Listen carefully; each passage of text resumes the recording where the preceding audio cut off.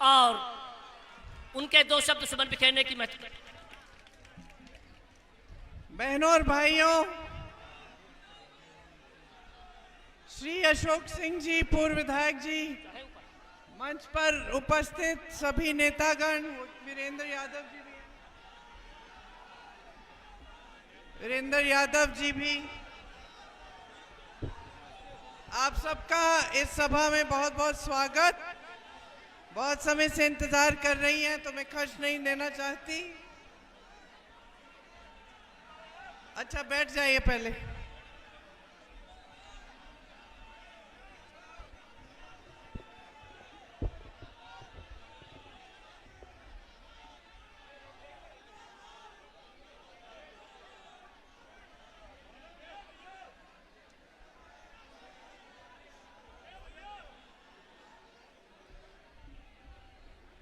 बोलूं? तो देखिए, चुनाव के संदर्भ में कुछ बातें करनी थी। सबसे पहली बात तो ये है कि इस चुनाव में मेरे बड़े भाई साहब राहुल गांधी जी आपके प्रत्याशी हैं, कांग्रेस पार्टी से प्रत्याशी हैं। आप सबको मालूम है कि 20 सालों से मेरी माताजी यहाँ की सांसद रही हैं। यहाँ जितने भी बड़े बड़े काम हुए वो सोनिया जी या इंदिरा जी के कार्यकाल में हुए। यहाँ रेल कोच की फैक्ट्री बनी, इससे आपकी पूरे क्षेत्र की अर्थव्यवस्था मजबूत हुई। एम्स जैसे बड़े बड़े अस्पताल आए, एनटीपीसी, सेल जैसे बड़े बड़े कारखाने आए। और हमारी सोच ये थी कि हम गांव के विकास को करने के साथ साथ ऐसे बड़े कारखाने, उद्योग यहाँ लगाएं जिससे रोजगार भी मिलता हो और आसपास की जो अर्थव्यवस्था है वो भी मजबूत हो। तो आपने क्षेत्र की 20 सालों में काफ़ी तरक्की देखी, अपने जीवन में भी तरक्की देखी होगी। जहाँ जहाँ सड़क नहीं थी वहाँ सड़कें बनी, जहाँ बिजली की ज़रूरत थी वहाँ पे खंबे लगे, जहाँ पेयजल की ज़रूरत थी वहाँ पे नल लगे। तो ये सब काम सोनिया जी के कार्यकाल में हुए। अब राहुल जी प्रत्याशी बन के आ रहे हैं क्योंकि वो चाहते हैं कि जो सोनिया जी ने काम शुरू किए वो पूरे कर पाए और आगे भी आपका बहुत विकास कर पाए। तो आज देश की राजनीति के बारे में कुछ चीज़ें आपको समझनी बहुत ज़रूरी है। 10 सालों से क्या हो गया भाई? शांत हो जाओ ना, शांत हो जाओ।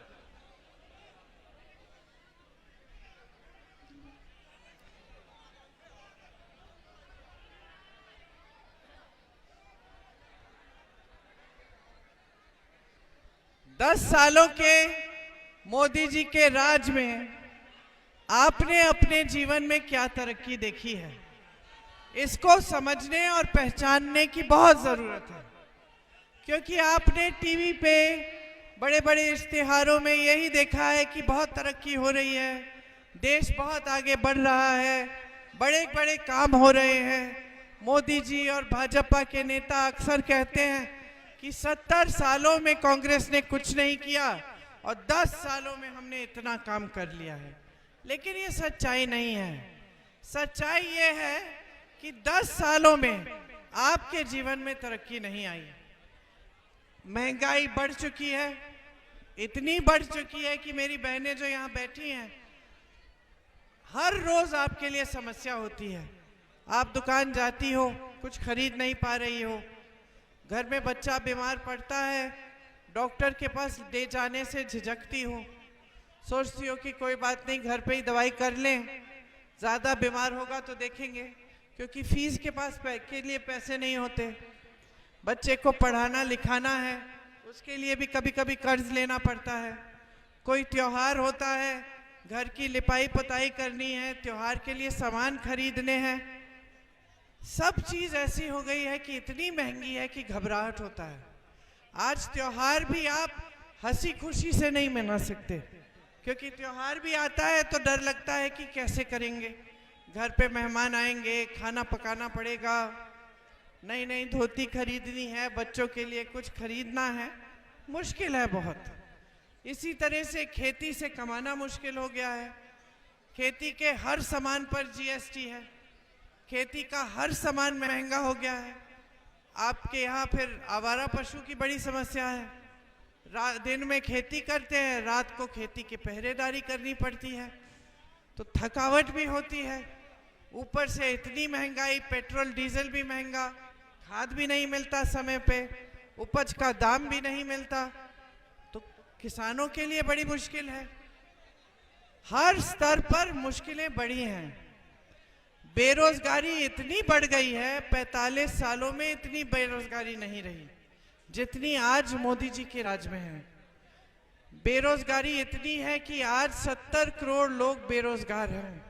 सोचिए, 70 करोड़ जनता बेरोजगार है, और ऊपर से 30 लाख पद है सरकारी जो खाली है। अब सरकारी कर्मचारियों से पूछिए तो ये भी परेशान है, क्योंकि पुराना पेंशन मिलता था, आज पुराना पेंशन भी नहीं मिल रहा है, तो सरकारी कर्मचारी खुद ही परेशान है। तो हर तरफ से परेशानियां आपके कंधों पर लादी हुई हैं, जबकि इनकी सारी नीतियां बड़े बड़े खरबपतियों को मजबूत बनाने के लिए बनी हुई हैं। इंदिरा जी आपकी सांसद थी, प्रधानमंत्री थी, तो उन्होंने सारे बैंकों का राष्ट्रीयकरण किया था, ताकि जो पैसा है बैंकों का, जिसमें आप लोग अपनी बचत डालते हैं, वो सरकार का पैसा बन जाए और उस संपत्ति से देश के बड़े बड़े कार्य किए जाएं। आज उन्हीं पैसों से 16 लाख करोड़ रुपए बड़े बड़े खरबपतियों के माफ हो रहे हैं। किसान आत्महत्या करता है क्योंकि 1 लाख नहीं चुका पाता, कर्ज लेता है अपनी बेटी की शादी के लिए, बच्चों को शिक्षित करने के लिए, और वो कर्ज नहीं चुका पाता तो आत्महत्या कर देता है। अक्सर किसान की आत्महत्याएं भी बहुत बढ़ गई हैं हमारे देश में। तो मुसीबत ही मुसीबत आम आदमी, गरीब जनता पर डाल रही है, और उधर जो खरबपति हैं उनको सारे देश की संपत्ति दी जा रही है। देश के बैंक उनके कर्ज माफ कर रही है, लाखों करोड़ के। देश का कोयला, देश की बिजली, देश का पावर, देश की बड़ी बड़ी सड़कें, देश के बंदरगाह, देश के हवाई अड्डे, सब बड़े बड़े खरबपतियों को सौंप दिए गए हैं। तो अब ये परिस्थिति है, ये सच्चाई है। इस सच्चाई को आप बदलेंगे कैसे? अगर फिर से भाजपा की सरकार केंद्र में आएगी और 5 साल इनको मिलेंगे, तो इनकी नीतियां तो बदलनी नहीं है। इनकी सबसे, जो ये कहते हैं कि सबसे बड़ी जो गरीबों के लिए इन्होंने नीति बनाई है, इनके कहने से ये है कि आपको 5 किलो राशन मिल रहा है ना? उस राशन पे मोदी जी की फोटो चिपकी रहती है, और मोदी जी सारे भाषणों में कहते हैं जैसे इतना बड़ा एहसान कर दिया आप पे कि आपको ये 5 किलो राशन दे दिया है। ये भी झूठ साथ साथ में कह देते हैं कि कांग्रेस पार्टी इसको बंद कर देगी। ये झूठ है। ये जो आपको राशन मिल रहा है, ये मोदी जी की मजबूरी है। क्यों? क्योंकि कांग्रेस पार्टी ने कानून बनाया था। जब कांग्रेस की सरकार थी, कांग्रेस ने कानून बनाया था कि भोजन का अधिकार गरीब परिवारों को मिलना चाहिए। ये अधिकार है आपका, किसी का एहसान नहीं है। ये भी जान लो, ये भी जान लो मेरी बहनें, कि कांग्रेस की सरकार आएगी तो ये 5 किलो के 10 किलो होंगे। और ये भी जान लो कि जहां हमारी सरकारें रही हैं, जैसे छत्तीसगढ़ में 35 किलो राशन दे रहे थे हम। समझ लीजिए कि जब नियत ठीक होती है सरकार की, तो नीतियां भी ठीक होती हैं। ये आवारा पशु की जो समस्या है, ये छत्तीसगढ़ में थी, हमारी सरकार ने इसको सुलझाया। कैसे? गौशालाओं को मजबूत किया, गौशालाओं में सारी सुविधाएं दी, महिलाओं को गौशाला में रोजगार दिए, स्वयं सेवा समूह जो है उनको गौशालाओं से जोड़ दिया, ताकि जो दूध मिलता था उसकी सारी पैकेजिंग, दही, दूध, पनीर, खोया, मिठाई, सारा सिखा दिया बहनों को। वहां बहनें 50 से 60 हजार रुपए कमा रही थी सिर्फ गौशालाओं में काम करके। जब मुझसे मिलती थी इतनी खुश रहती थी। और ऊपर से सरकार ने गोबर भी खरीदा।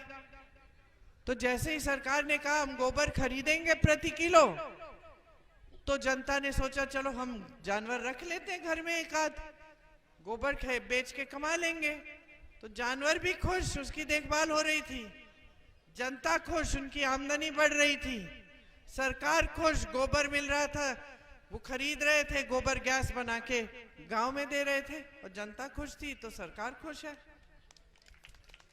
तो इसी तरह से अगर सही नीतियां आए तो आपके जीवन की मुश्किलें कम होंगी, बढ़ेंगी नहीं।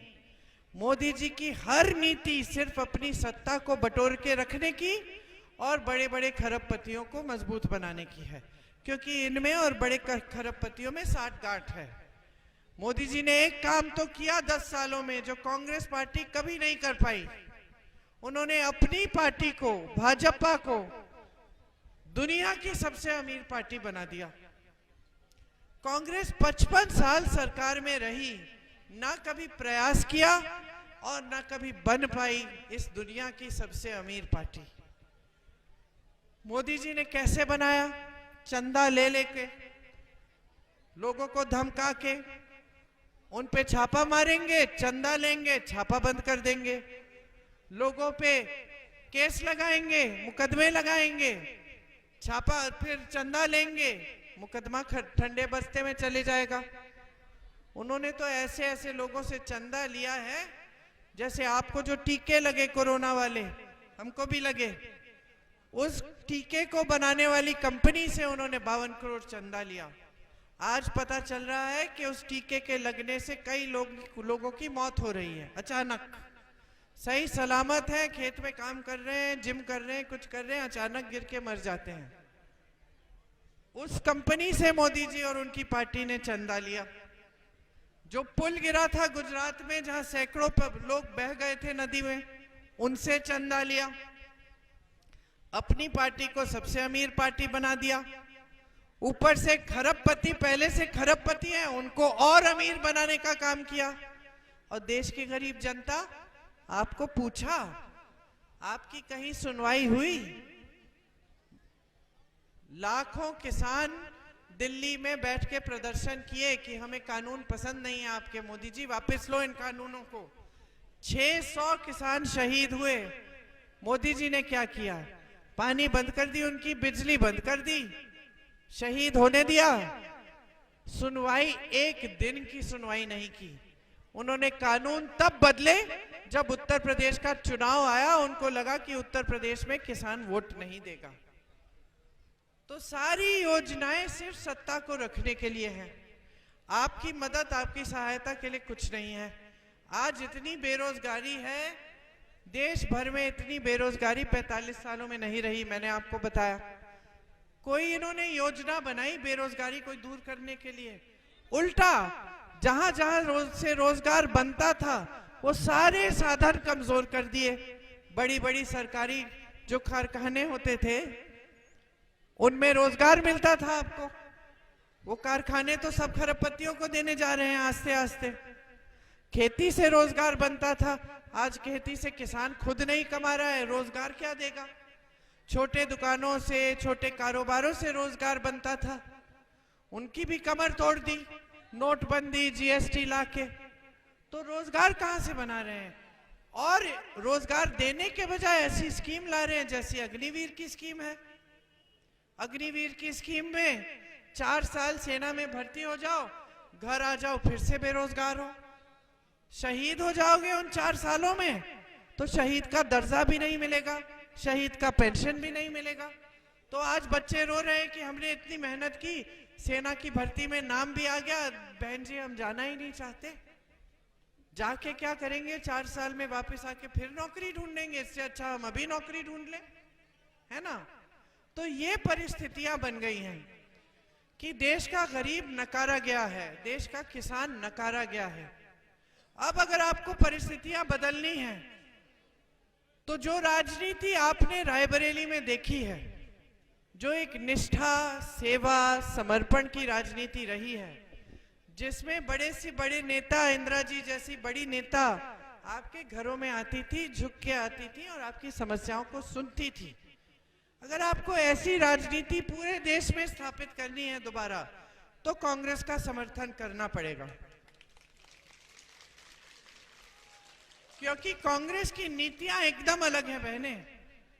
हमारी मुख्य जो हम कह रहे हैं गारंटी क्या है, अगर हमारी सरकार आएगी, हर गरीब परिवार में जो सबसे बड़ी महिला है उसके खाते में 8,500 रुपए हर महीने डालेंगे, 1 लाख में एक सालाना। अभी एक साल में 1 लाख, सालाना 1 लाख रुपए हो जाएंगे। ठीक है, हर गरीब परिवार की सबसे बड़ी महिला के यहाँ। उसके अलावा जो स्नातक पास बच्चे हैं उनके लिए एक योजना लाएंगे, अप्रेंटिसशिप की योजना, जिससे उनको अप्रेंटिसशिप मिलेगी बड़े बड़े सरकारी कारखानों में। अप्रेंटिसशिप क्या होती है? एक नौकरी होती है जिससे आप अपना हुनर बना सकते हो, सीख सकते हो, और उस नौकरी को करने के लिए आपको सालाना 1 लाख रुपए मिलेंगे। तो आप पहले कम से कम आपकी पढ़ाई हो जाएगी तो पहली नौकरी आपको मिल जाएगी, उससे आपका हुनर बढ़ेगा, आपके खाते में कुछ पैसे आ जाएंगे नौकरी के द्वारा, और उसके बाद उसी कारखाने में जो लायक बच्चे हैं वो रखे जाएंगे, तो फिर आपको स्थायी नौकरी भी बाद में मिल जाएगी। तो ये योजना लाए हैं हम स्नातक पास बच्चों के लिए। पेपर लीक के खिलाफ कड़ा कानून कि अगर पेपर लीक होगा तो कार्रवाई होगी। महिलाओं के लिए आंगनवाड़ी, आशा बहू, मिड डे मील वाली महिलाओं के लिए हम मानदेय आपका बढ़ाएंगे, केंद्र से दुगनी राशि भेजेंगे। किसानों के लिए जितने भी खेती के सामान हैं सबको जीएसटी से मुक्त कर देंगे ताकि सब सस्ते हो जाएं। आपके कर्ज माफी के लिए एक स्थायी आयोग बनेगा ताकि जब जब आपको जरूरत पड़े आप उस आयोग में जाएं और आपको सुविधा मिलेगी।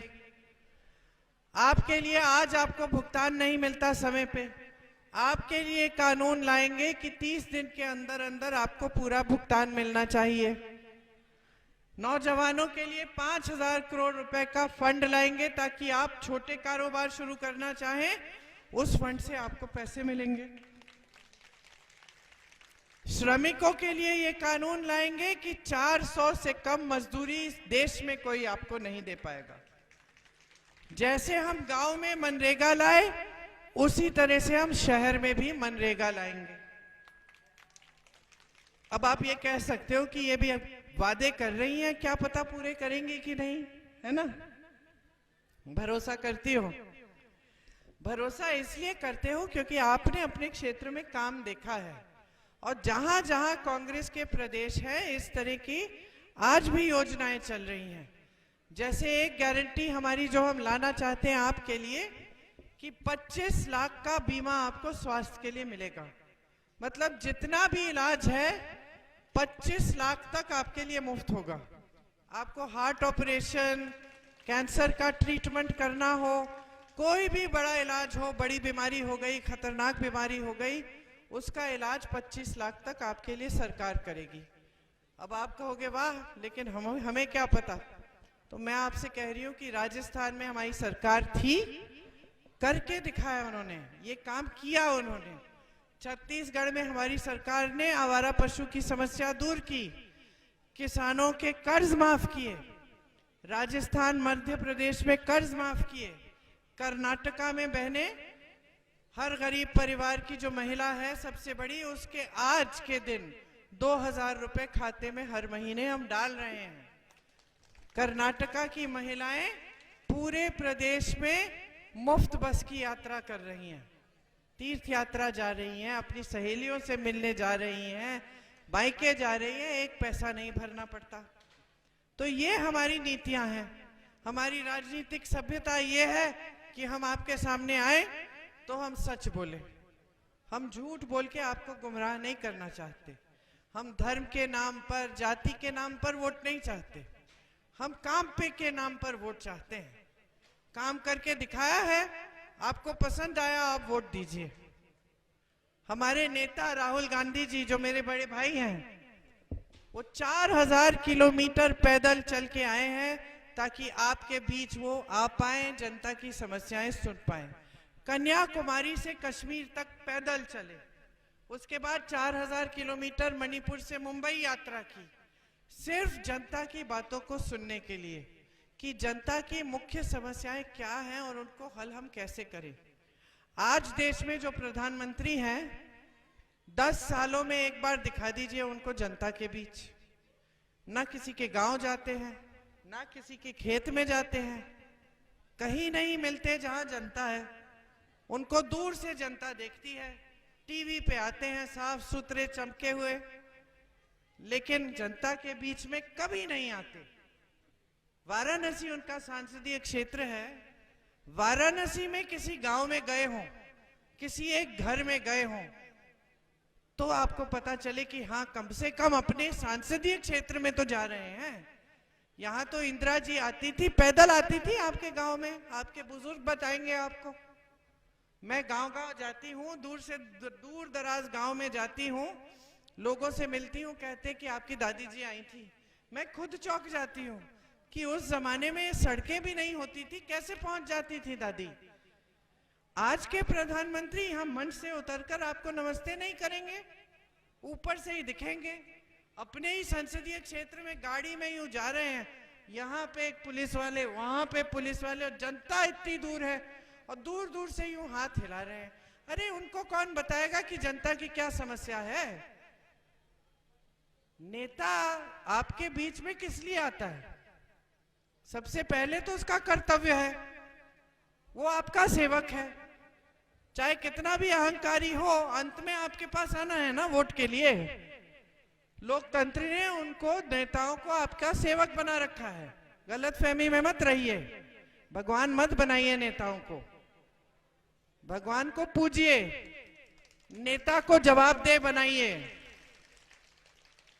नेता को सवाल उठाकर दीजिए, बोलिए कि भाई यहाँ पे हमारा विकास का काम क्यों नहीं हुआ है। ये आपका कर्तव्य है, नेता का कर्तव्य है आपके बीच आए। दूसरी वजह क्या है कि आपके बीच आएगा नहीं तो कैसे समझेगा? वो तो अपने महल में रह रहे हैं प्रधानमंत्री जी, है ना। 10 सालों से तो प्रधानमंत्री रहे हैं, अपने महल में रहते हैं, जहां जाते हैं पुलिस वाले ये सब। तो अगर जनता के बीच आएंगे नहीं, अपनी मन की बात सुनाएंगे, लेकिन जनता की मन की बात नहीं सुनेंगे, तो पता कैसे चलेगा कि किसान पिस रहा है, आत्महत्या कर रहा है 50,000 रुपए के लिए, कि बहनें दुकान जा रही हैं, कुछ खरीद नहीं पा रही हैं, घर खाली हाथ आ रही हैं, कि नौजवान पढ़ रहा है, बीएससी कर रहा है, बीटेक कर रहा है, एमएससी कर रहा है, रोजगार का नामो निशान नहीं है। कैसे जानेंगे? इतना डर भय वैसे भी है। उनके सलाहकार तो उनको सच्चाई बताते नहीं हैं, और आज पता चल रहा है क्योंकि प्रधानमंत्री जी खुद मंच पर आके बहकी बहकी बातें कर रहे हैं। महीनों से आपको एक बात कहते हैं, पता नहीं क्या क्या कहते हैं। अब चुनाव प्रचार में आपने देखा होगा, टीवी पे कह रहे हैं कि कांग्रेस पार्टी से सावधान रहिए, आपकी भैंस चुरा देंगे, आपके गहने ले जाएंगे, ये कह रहे हैं। अब अचानक कहते हैं मैंने तो नहीं कहा। कल इन्होंने कहा कि मैंने तो हिंदू मुसलमान की बात कभी की ही नहीं। अरे आपकी तो पूरी राजनीति इस पर आधारित है। आपने तो सालों से यही बात की है, आज आप कह रहे हैं कि मैंने कभी ये बात की ही नहीं। तो हम लोग खुद चौंक रहे हैं। हम सोच रहे हैं कि भाई कल तो आप कह रहे थे। सुनिए, और हास्य बात क्या है, ये इन्होंने इंटरव्यू दिया कि हमने तो कभी मुसलमान हिंदू कहा नहीं, मैं प्रधानमंत्री हूं, मैं ऐसी बात कहूं तो मैं प्रधानमंत्री बनने के लायक ही नहीं होऊंगा। खुद कह रहे हैं, खुद कह रहे हैं। सुनिए, बात यहां खत्म नहीं हुई। अगले दिन महाराष्ट्र जाते हैं और वहीं हिंदू मुस्लिम की बात फिर से शुरू। तो जो कल कहा उसका खंडन आज किया, और जो आज कहा उसका खंडन फिर से कर लिया। ये है आपके प्रधानमंत्री। और एक थी वो इंदिरा जी, वो राजीव जी, वो मनमोहन सिंह जी, कहते थे हम आपकी सड़क बनाएंगे, सड़क बन जाती थी। कहते थे हम आपका कर्ज माफ करेंगे, कर्ज माफ हो जाते थे। कहते थे हम जमीन के पट्टे दिलवाएंगे, जमीन के पट्टे मिल जाते थे। तो आप चुनिए आपको कौन सी राजनीति चाहिए। जो घर में आके दुरदुरिया करे और बोले कि सुनिए, आप ना भगवान के नाम पर वचन लीजिए कि आप कमल पे बटन दबाएंगे, ऐसी राजनीति चाहते हैं? या फिर आप राजनीति चाहते हैं कि बहन जी नलका कहाँ लगाना है बता दीजिए, हम ये नलका लगवा के दिखाएंगे आपको, तब बटन दबाइए, है कि नहीं? तो आप ही समझ लीजिए कि परिस्थितियां क्या हैं और आप चाहते क्या हैं अपने जीवन में। जीवन में तरक्की चाहते हैं, अपने जो देश की संपत्ति है वो आपके पास वापस आई, यही इन्हीं योजनाओं के जरिए कि महिलाओं के खाते में कुछ पैसे आए, किसानों को राहत मिले, नौजवानों को रोजगार मिले? या फिर आप ऐसी राजनीति चाहते हैं जो सोचते हैं कि आपके प्रति कोई जवाब देने की जरूरत नहीं है, कोई एक काम नहीं करना क्योंकि चुनाव के समय धर्म के नाम पे वोट मिल जाएगा? मैं आपको बताऊं बहन, मैं एक बहन के घर गई गांव में, तो मैंने पूछा कि पानी है? कहती है नहीं, यहाँ नहीं, कहीं और। कहती है, मैंने कहा बिजली है? नहीं। सड़क कब बनी थी? ये तो 20 साल पहले बनी। मरम्मत हुई है? नहीं हुई। वोट किसको दोगी? अपने विधायक को। मैंने कहा लेकिन विधायक तो आप खुद ही कह रही हैं कुछ नहीं किया उसने। कहती है विधायक नालायक है दीदी। मैंने कहा वाह, फिर वोट क्यों दे रही हो? वो क्या है ना, भगवान के नाम पर वचन दे दिया और ये लोग बड़े धार्मिक लोग हैं। तो मैंने समझाया बहन, धर्म एक तरफ है, हम सब धार्मिक हैं, कांग्रेस पार्टी से अधिक धार्मिक पार्टी आपको नहीं मिलेगी। मैं बता देती हूं क्यों। धर्म के नाम पर आपसे वोट नहीं ले रही है, लेकिन कांग्रेस पार्टी की नींव धर्म पे ही डली है। मतलब महात्मा गांधी जी ने जो आंदोलन किया जिससे ये देश आजाद हुआ, वो धर्म पर आधारित था। सत्य और अहिंसा की बात की, सत्यमेव जयते का नारा दिया। कहां से आया? भगवत गीता की ही सीख थी। गांधी जी को जब गोली मारी गई तो गांधी जी मरते मरते गांधी जी ने क्या कहा? हे राम। वही कांग्रेस पार्टी के सबसे बड़े नेता हैं।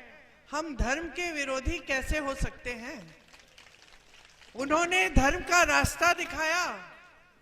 जो महान संतों, गुरुओं ने, महात्माओं ने, सारे भगवानों ने हजारों साल पहले हमारे धर्म की परंपरा बनाई कि सत्य के पथ पर चलो। मतलब नेता के लिए क्या मतलब होता है? जनता को सच बोलो, जनता की सेवा दिल से करो, ईमानदारी से करो। यही सारे भगवान ने कहा है, सारे धार्मिक व्यक्तियों ने कहा है। मैंने तो कहीं किसी भी ग्रंथ में, किसी भी धर्म में, किसी भगवान से ये शब्द नहीं देखे कि सुन लो उस राजनीतिक दल को अपना वोट दे दो। किसी भगवान ने कहा है? किसी भी ग्रंथ में लिखा है? तो लिखा तो यही है ना कि सच्चाई ईमानदारी से काम करो। हमारे सारे नेताओं ने यही प्रयास किया है। राहुल गांधी जी अगर पैदल चलते हैं 4000 किलोमीटर, घुटनों में दर्द है, कष्ट उठाते हैं, तो इसलिए कि वो सत्य जानना चाहते हैं, इस देश की सच्चाई को समझना चाहते हैं और इस देश की सच्चाई के आधार पर अपनी राजनीति करना चाहते हैं। तो आपसे ये आग्रह है कि मेरे भाई को यहां से जिताइए, पूरे देश में संदेश दीजिए कि नाटक, नौटंकी, झूठों की राजनीति बहुत हो गई है, बहुत देख लिया है हमने। अब हमें ऐसी राजनीति चाहिए जो हमारे मुद्दों पर चुनाव लड़ाए, हमारी बेरोजगारी कम करे, हमारी महंगाई कम करे, हमारे किसानों को राहत दे, हमारे नौजवानों को नौकरी दे। ये राजनीति चाहते हैं, इसे स्थापित करिए पूरे देश में। आप सबको बहुत बहुत धन्यवाद। जय हिंद।